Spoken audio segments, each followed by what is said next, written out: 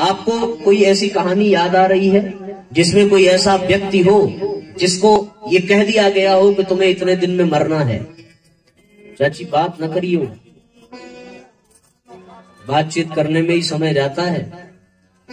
बताइए भाई, हमारे शास्त्रों में एक ऐसा बड़ा दिव्य उदाहरण देखने को मिलता है, ऐसा उदाहरण जिसमें एक ऐसे व्यक्ति की कहानी है, बल्कि वो साधारण नहीं है, और उस व्यक्ति को ये कह दिया जाता है कि इस कारण से 7 दिन बाद तुम्हें मरना पड़ेगा। मृत्यु याद दिला दी जाती है। अब तक जो राजा था, जो राज्य करता था, जो आखेट करता था, जो शिकार करता था, उसे ये अचानक से किसी ने कह दिया कि 7 दिन के बाद तक्षक नाग के काटने से तुम्हारी मृत्यु हो जाएगी और तुम अपने जीवन से हाथ धो बैठोगे। ये उसे श्राप मिल गया। कहानी आप सबको पता है, मैं केवल संकेत कर रहा हूं। श्रृंगी ऋषि ने महाराज परीक्षित को श्राप दिया था और परीक्षित को ये श्राप लगा। पाप उन्होंने ये किया था कि श्रृंगी ऋषि के पिता के गले में उन्होंने मरा हुआ सर्प डाल दिया। वो इसलिए क्योंकि उन्हें अभिमान हुआ कलयुग के प्रभाव से, और फिर श्रृंगी ऋषि ने जब यह देखा कि पिता के गले में सर्प है, तो उन्होंने अपने श्राप से उसी सर्प को जीवित किया और 7 दिन बाद महाराज परीक्षित को ये डसेगा और उनकी मृत्यु होगी। इस बात का भान परीक्षित को करा दिया गया। और परीक्षित को ये जानकारी मिली, अपने पाप का प्रायश्चित करने के लिए एहसास हुआ कि भाई हमने गलत किया, पाप किया, और ये भी पता कर लिया कि 7 दिन बाद मरना है। तो फिर महाराज परीक्षित ने क्या किया? महाराज परीक्षित ने अपने सारे राज्य का राज्यभार अपने पुत्र जन्मेजय आदि को सौंप करके समस्त अन्न जल, समस्त राजसी भोग, समस्त वैभव का त्याग किया और त्याग करके वन की ओर प्रस्थान किया। वन की ओर प्रस्थान करने का अर्थ, वन की ओर प्रस्थान करने का अर्थ ये हुआ कि राज्य में जिन चीजों के बीच में थे उन चीजों का निर्माण उन्होंने स्वयं किया था।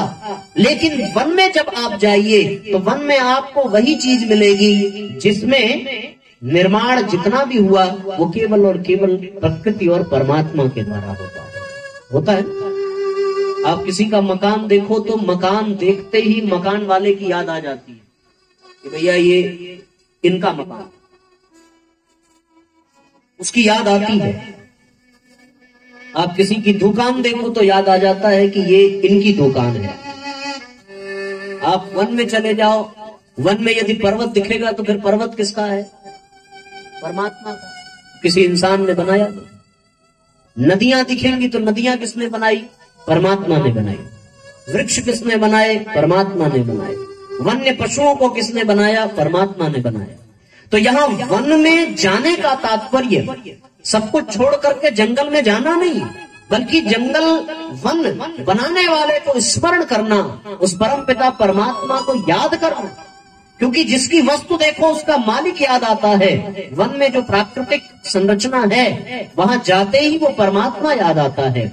तो एक संकेत ये है कि जब महाराज परीक्षित को ये पता चला कि 7 दिन के बाद मृत्यु मिलने वाली है, तो उन्होंने सारे लौकिक सुखों का त्याग किया और फिर परमात्मा की शरण ली और जाकर के एक स्थान पर गंगा के किनारे आसन लगाया।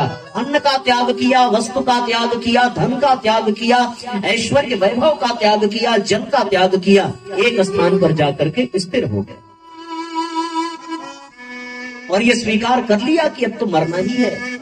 पर बचे हुए समय को कैसे धन्य बनाया जाए, बचे हुए जीवन को कैसे सार्थक बनाया जाए कि वह परम पिता परमेश्वर प्राप्त हो जाए और फिर इस दुनिया में वापस न आना पड़े, फिर यहाँ आकर के कष्ट और कठिनाइयों में उलझना न पड़े, फिर यहाँ पर आकर के सुख और दुख के थपेड़ों में लगना न पड़े, फिर यहाँ आकर के अपने अनेकानेक योनियों की यात्रा करनी न पड़े, केवल और केवल उस परम लक्ष्य परम पिता परमेश्वर की प्राप्ति हो जाए।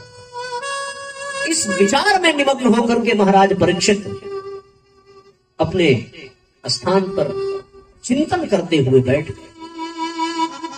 चारों तरफ खबर फैल गई, चारों तरफ हाहाकार मचा कि पूरे आर्यावर्त का सम्राट, पूरे आर्यावर्त का राजा कहाँ है? वन में है। उसने अपने परिवार को छोड़ दिया, उसने अपने घर बार को छोड़ दिया, उसने अपने संसार को छोड़ दिया और वन में आकर के इतना ही नहीं, अन्न और जल का भी त्याग कर दिया। जब ये समर्पण हो तब जीवन सुधरता है, तब जीवन संवरता है। और साथियों, ये घटना, ये प्रसंग हमारे ही जीवन की ओर संकेत करता है। जैसे महाराज परीक्षित को 7 दिन के लिए जिंदगी मिली, वैसे ही हम सबको भी 7 दिन की जिंदगी मिली है। रविवार से लेकर के सोमवार तक, प्रणाम भाई साहब, स्वागत है। जितना भी वार है वो सब अगर गिना जाए तो 7 ही होता है। तो इसी 7 में हम सबको भी जाना है। तो महाराज परीक्षित ने ये जान लिया, उनको तो सहूलियत मिल गई, हमें आपको तो ये भी नहीं पता कि कब जाना है। ऐसे ऐसे भी लोगों को देखा है कि ऐसे ही मंच पर बैठे बैठे बैठे ही चले गए। ये कोई आश्चर्य की बात नहीं है। अच्छा, एक आप देखना कि आप कहीं भी जाओ तो एक निर्देश पट्टी लगी होती है कि यहाँ जूता चप्पल उतारना मना है, यहाँ पार्किंग मना है, यहाँ थूकना मना है, यहाँ वो करना मना है, सब बताया जाता है। लेकिन कोई ऐसा स्थान देखा जहाँ पे ये लिखा हो कि यहाँ मरना मना है? क्यों? ऐसा कोई स्थान नहीं है जहाँ ये कह दिया गया हो कि यहाँ मरना मना है। मृत्यु कहीं भी आ सकती है, कभी भी आ सकती है, चाहो तो यहीं भी आ सकती है। आप लोग डरो मत, ये मैं डराने के लिए नहीं कह रहा हूँ।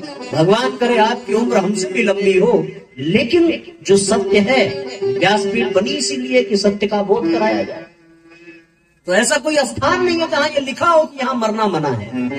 अच्छा, मरने में आराम भी है, फिर भी उस आराम को व्यक्ति पाना नहीं चाहता। बताओ, मैं आपसे ही पूछता हूँ, एक आदमी दौड़ रहा था, मैंने उससे पूछा कि दौड़ना आरामदायक है या फिर चलना? बोले साहब चलना। हमने कहा चलना आरामदायक है कि खड़े रहना? बोला खड़े रहना। हमने कहा खड़े रहना आरामदायक है कि बैठ जाना? बोले बैठ जाना। हमने कहा बैठना आरामदायक कि सोना? बोले सोना। हमने कहा सोना आरामदायक है कि मरना? बोले बात तो सही है साहब, मरना ही आरामदायक है। फिर भी इस आराम को व्यक्ति पाना नहीं चाहता, फिर भी इस आराम से वो डरता है, वो भयभीत हो जाता है। बड़ा सुंदर पद लिखा है कबीर दास की बेटी कमाली ने। ना कछु बोली ना कछु चाली, सिर को झुकाए मैं तो चुप सी खड़ी थी। ना कछु बोली ना कछु चाली, सिर को झुकाए मैं तो चुप सी खड़ी थी। सैया निकस गए मैं ना लड़ी थी, सैया निकस गए मैं ना लड़ी थी। कोई युद्ध नहीं हुआ, कोई लड़ाई नहीं हुई, कोई झगड़ा नहीं हुआ, फिर भी वो निकल गए और फिर हमारे हाथ न आ सके। ये स्थिति देखिए, रंग महल के 10 दरवाजे, रंग महल के 10 दरवाजे। ये शरीर रंग महल है, इसके 10 दरवाजे गिन लेना। मलमूत्र का द्वार 2, 2 आंखें 4, कान 6, नासिका 8, मुख 9, ब्रह्मरंध्र 10, 10 दरवाजे।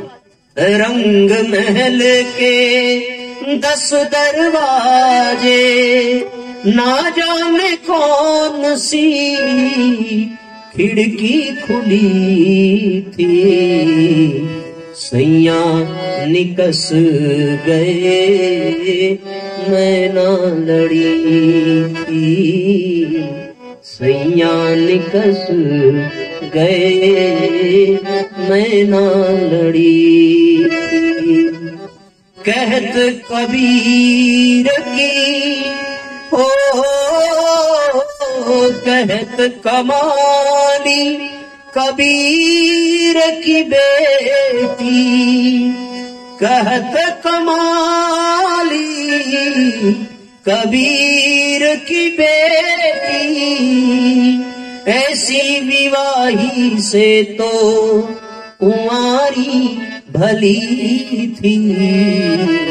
सैया निकस गए मैं ना लड़ी थी, सैया निकस गए मैं ना लड़ी थी। ना कछु बोली ना कछु चाली, सिर को झुकाए मैं तो चुप सी खड़ी थी। सैया निकस गए मैं ना लड़ी। तो फिर आप चाहो या न चाहो, ये आपको कहीं लिखा हुआ नहीं मिलेगा कि यहाँ मरना मना है।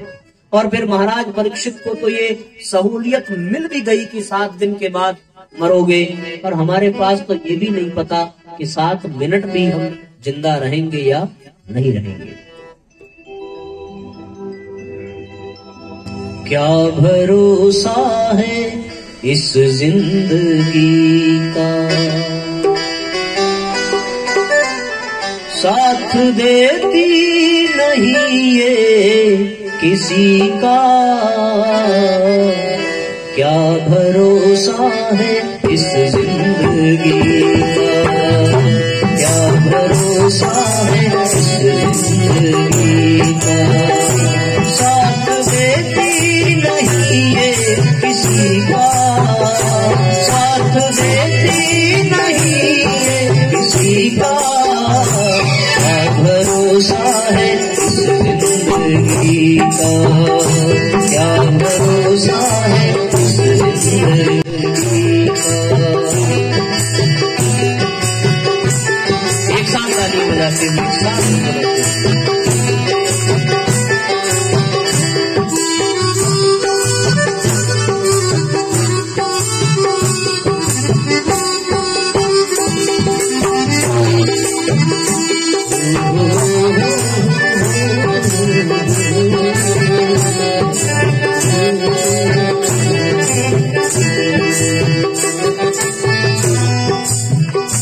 सांस रुक जाएगी चलते चलते, सांस रुक जाएगी चलते चलते, क्षमा बुझ जाएगी जलते जलते, क्षमा बुझ जाएगी जलते जलते।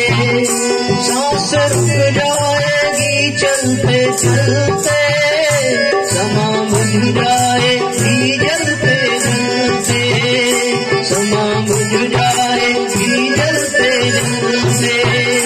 दम निकल जाएगा, दम निकल जाएगा, दम निकल जाएगा रोशनी का।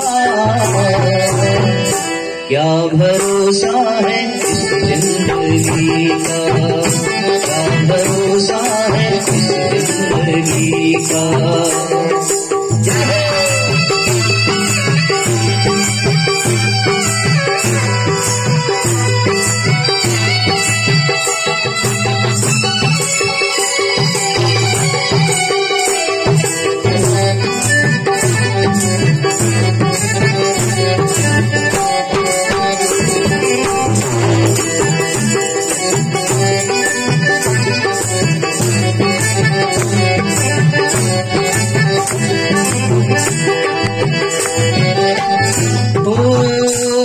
रहे ना मोहब्बत रहेगी, हम रहे ना मोहब्बत रहेगी।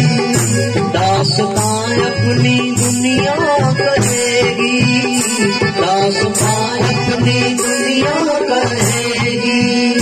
हम रहे ना मोहब्बत रहेगी, दास्तां अपनी दुनिया कहेगी, दास्तां अपनी दुनिया कहेगी।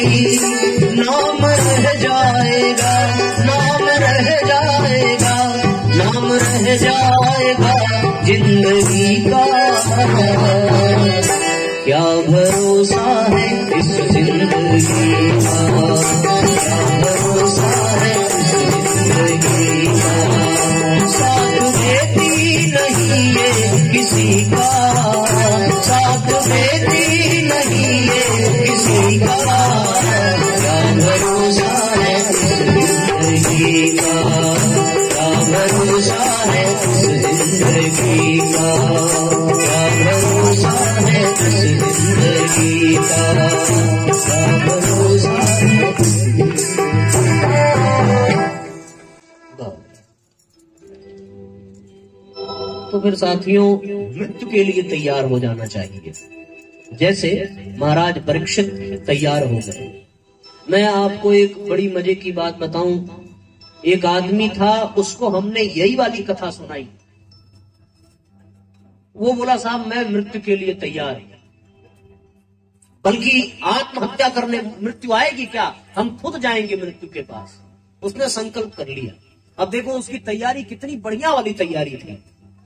वो कथा से उठा और मृत्यु को गले लगाने के लिए ट्रेन की पटरी पर गया, जाकर के लेटा। कथा पूरी हो गई थी, भंडारा चल रहा था। तो फिर पता चला कि वो भाई साहब मृत्यु से मिलने गए हैं। अब वो ट्रेन की पटरी पर आराम से लेटे हैं। तो एक दो साथी पहुंचे, बोले क्या है? बोले अभी मृत्यु की बात सुन करके आया था पूरी तैयारी के साथ। मृत्यु क्या आएगी, मैं मृत्यु के पास। अब वो लेटा है, तब तक उसके बगल में एक पोटली दिखाई पड़ी। तो भैया ने पूछा कि ये इसमें क्या है? बोले वो कथा खत्म हुई, भंडारा हो रहा था तो भोजन हम बनवा लाए। बोले तुम मर नहीं जा रहे हो तो फिर भोजन की क्या जरूरत? बोले इतने भी बेवकूफ हम नहीं है, मान लो ट्रेन देर हो गई तो क्या भूखों मरेंगे? तो ये वाली अगर तैयारी करोगे मृत्यु की तो फिर समस्या का समाधान नहीं है। समस्या का समाधान तब है जब महाराज परीक्षित वाले मृत्यु की तैयारी करो। ये पता चल गया कि तक्षक के काटने से 7 दिन के बाद में मृत्यु आएगी, तो फिर उन्होंने कौन सी तैयारी की, ये समझने वाली बात है। और जब वो अपने अनशन पर बैठे, अनशन ही था, जल छोड़ दिया, अन्न का त्याग कर दिया, घर बार त्याग दिया, संसार त्याग दिया, परिवार त्याग दिया और सब कुछ त्याग दिया। देखो, त्यागना और मजबूरी में छोड़ना दोनों में अंतर है। हम लोगों के जीवन में त्याग होता नहीं है, हम लोगों से छुड़ा लिया जाता है। सामान्य व्यक्ति मरता है तो लोग कहते हैं इनका शरीर छूट गया, और यदि कोई सिद्ध संत मरता है तो लोग कहते हैं इन्होंने शरीर छोड़ दिया। छोड़ना और छूट जाना दोनों में बड़ा अंतर है। और फिर व्यवहारिकता तो ये कहती है कि इस्तीफा दे देना ज्यादा अच्छा है। खुद से कोई आपको निरस्त कर दे, रद्द कर दे, उससे अच्छा है कि इस्तीफा दे दिया जाए।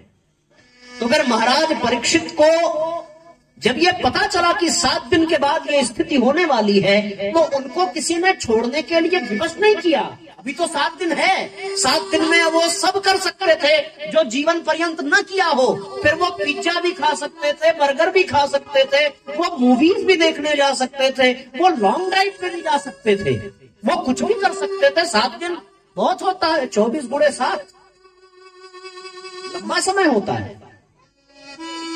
ऐसा कोई कार्य नहीं, ऐसा कोई आनंद नहीं, भौतिक सुख नहीं जो वो ना लेते, क्योंकि एकदम सामर्थ्यवान पुरुष, पूरे आर्यावर्त का सम्राट, वो चाहे तो 7 दिन में कुछ भी कर सकता है। लेकिन जो 7 दिन के बाद छुड़ा लिया जाएगा, विवेक ये कहता है कि आज ही छोड़ दिया जाए। तो फिर हम लोगों को मृत्यु के पश्चात जो छुड़ा लिया जाएगा उसे आप छोड़ो मत, लेकिन अपना भी मत समझो, क्योंकि अपना समझा तो दुख की शुरुआत यहीं से।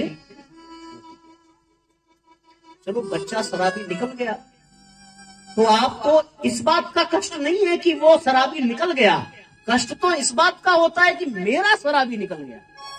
वो आपका था कहां, जिसे आप इस जन्म में अपना बेटा समझ रहे हो, वो पिछले जन्म में आपका बाप भी रहा होगा। हो सकता है पिछले जन्म में वो आपका बाप रहा हो और आने वाले जन्म में आप फिर उसके बेटे बन जाओ। वो आपका है नहीं, वो अपनी यात्रा पूरी करने आया है, अपने कर्म के परिपाक को कंप्लीट करने आया है आपके बेटे के रूप में। तो फिर जिसे आपको छोड़ना है उसे अपना मान लेना ही कष्ट का कारण है। महाराज परीक्षित ने यही सिखाया कि भैया जो 7 दिन बाद छोड़ना है उसे पहले ही छोड़ दिया जाए, क्योंकि निरस्त करने से अच्छा है इस्तीफा दे देना। तो हम लोग ये सुन करके छोड़ ना दें। वैसे ही आजकल फैमिली कोर्ट में तलाक के केस, आप फिर हमारे ही सिर पे हंडिया न फोड़ देना कि पंडित जी ने कहा छोड़ दो। मैं ये छोड़ने के लिए नहीं कह रहा, पर उसके गहराई को समझना। और ये भी तय है भाई साहब कि मैं कितना भी कह दूं छोड़ेगा कोई नहीं, है ना। बुरी चीज तो कोई छोड़ता नहीं है साहब, परिवार कहां से छोड़ेगा। लेकिन दुख है कि जिसे छोड़ना है उसे अपना ही मत मानो, अपना कर्तव्य मान करके उसके साथ उचित व्यवहार करो। कर्मयोग का सिद्धांत यही कहता है। और महाराज परीक्षित ने यही किया कि जो राज्य 7 दिन बाद छुड़ा दिया जाएगा, जो अन्न और जल 7 दिन बाद छोड़ना है, उसे कोई छुड़ा ले उससे ज्यादा अच्छा है कि हम अपने से ही छोड़ दें, है ना। गुरु जी कहते हैं कि सप्ताह में 1 दिन नमक मत खाओ, तो व्यक्ति नहीं मानता। लेकिन डॉक्टर ये कह दे कि भाई साहब आप बीपी के पेशेंट हो गए हो, अब नमक आप खाएंगे तो आपकी जान को खतरा है, तो फिर आदमी छोड़ता है। हमारे गायत्री परिवार में ये कहा गया कि रविवार के दिन चलो मीठा ही छोड़ो, लेकिन वो नहीं छूटती। पर जब शुगर हो जाए तो फिर आदमी चाय भी बिना मीठे की पीता। इसका मतलब क्या हुआ कि इसका मतलब ये हुआ कि उसने इस्तीफा दिया नहीं, उसको निरस्त कर दिया गया, जबरदस्ती छुड़ा दिया गया। अच्छा एक बात ये भी है कि खुद से छोड़ो तो वो तप बन जाता है, और जबरदस्ती छुड़ाया जाए तो वो दुख बन जाता है ना। यदि खुद से छोड़ दिया नमक मीठा कि हम सप्ताह में 1 दिन नहीं खाएंगे तो ये तप है, लेकिन डॉक्टर ने जबरदस्ती छुड़ा दिया तो वो तप नहीं है, तो फिर तो वो कष्ट है, दुख है, कठिनाई है। और ऐसे ऐसे लोगों को देखा है कि जीवन में संपदाएं अकूत की हैं, पर साहब रोटी को भी पानी में भिगा करके खाना पड़ रहा है। इतने हाई लेवल के बीपी के और शुगर के पेशेंट। यदि उन्होंने बचपन में गुरुजी वाली बात मान ली होती कि सप्ताह में 1 दिन नहीं खाएंगे, और फिर महीने में, और फिर नवरात्रि में, और फिर एकादशी को ये सारा किया होता, तो फिर वो तपस्वी बनते। पर अभी तो उनके जीवन में तप नहीं, दुख है। तो यहाँ पर महाराज परीक्षित ने अपने जीवन से ये संदेश दिया कि हमें जब छोड़ना ही है तो फिर उसे आज छोड़ दिया जाए, और 7 दिन पहले ही अपना सब कुछ त्याग करके वो गंगा के तट पर, नदी के किनारे, रेत में अनशन पर जाकर के बैठे। पूरी सृष्टि में हाहाकार मचा। सारे ऋषि, संत, महात्मा, सिद्ध सब परीक्षित के पास आए। और फिर जो राजा पूरे संत समुदाय की सेवा करता है, श्रद्धा पुष्प अर्पित करता था, आज वो कष्ट में है, आज वो दुखी है, उसने सब कुछ त्याग दिया है। ऐसे में हमारा कर्तव्य बनता है कि हम उसके पास जाएं और उसके दुख में दुखी हो, उसके दुख में सम्मिलित हो। और सब गए वहां पर। महर्षि वेदव्यास गए, वेदव्यास के पिता पराशर गए, नारद गए, विश्वामित्र, वशिष्ठ, ऐसे अनेकों सिद्ध स्तर के ऋषि, महर्षि, तपस्वी आज परीक्षित को घेर करके बैठे हैं। परीक्षित के कष्ट को सुना है, जाना है कि 7 दिन बाद इसे जाना है। और फिर परीक्षित ने सबको उठ करके प्रणाम किया, और प्रणाम करके केवल एक प्रश्न पूछा कि भगवान 7 दिन शेष हैं, अब आप बता दो कि इन 7 दिनों में मैं कैसे उस परमात्मा को प्राप्त करूं, मैं कैसे उस परम पिता के दर्शन करूं। ये तो भाग्य है परीक्षित का कि 7 दिन बच गए। और फिर हमारे कई संतों ने यह भी विचार दिया है कि वो जो सांप की माला पहनाई थी वो अच्छा हुआ कि गले में पहनाई थी, और गले में पहनाई तो ऊपर के 7 छिद्र बच गए। 2 आंख, 2 नाक, है ना, मुख, ये और 2 कान, 7 हो गया। तो आंख कान नाक 7 हो गया। 7 छिद्र बचे, इसलिए 7 दिन का मोहलत मिल गई। यदि वो ब्रह्मरंध्र पर सिर पे ही टांग देते तो फिर उसी क्षण मर जाते। तो चलो उनको 7 दिन मिल गई, और इस बचे हुए 7 दिन में उन्होंने प्रश्न किया कि हमें कोई ऐसा रास्ता बताइए कि हम अपने जीवन को धन्य बना सके, अपने जीवन को सार्थक बना सके।